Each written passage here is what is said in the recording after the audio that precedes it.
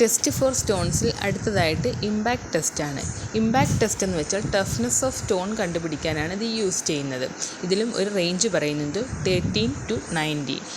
13-19 ഇടയ്ക്കാണ് വരുന്നുണ്ടെങ്കിൽ അത് മീഡിയം ടഫും, ലെസ് ദാൻ 13 ആണെങ്കിൽ ലോയും, ഗ്രേറ്റർ ദാൻ 19 ആണെങ്കിൽ ഹൈയുമായിരിക്കും. അതുപോലെ അടുത്ത ടെസ്റ്റാണ് സ്മിത്സ് ടെസ്റ്റ്.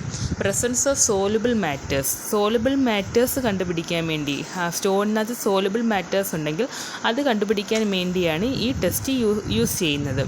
അടുത്തതായിട്ട് ക്രിസ്റ്റലൈസേഷൻ ടെസ്റ്റ് എന്ന് വെച്ചാൽ to check the durability of സ്റ്റോണിൻ്റെ ഡ്യൂറബിലിറ്റി, വെതറിങ് ക്വാളിറ്റി, അല്ലെങ്കിൽ നമുക്ക് വെതറിങ് ക്വാളിറ്റി എന്ന് പറയാം, അത് എത്രത്തോളം ഉണ്ടെന്ന് ടെസ്റ്റ് ചെയ്യാൻ വേണ്ടിയാണ് ക്രിസ്റ്റലൈസേഷൻ ടെസ്റ്റ് യൂസ് ചെയ്യുന്നത്. അപ്പോൾ ഈ 3 ടെസ്റ്റ് മനസ്സിലായി കാണുമെന്ന് വിചാരിക്കുന്നു. ഏതൊക്കെയാണ്? Impact test, smiths test, crystallisation test. ഇതെല്ലാം റിപ്പീറ്റായിട്ട് എക്സാമുകൾ ചോദിച്ചു വരുന്നതുമാണ്.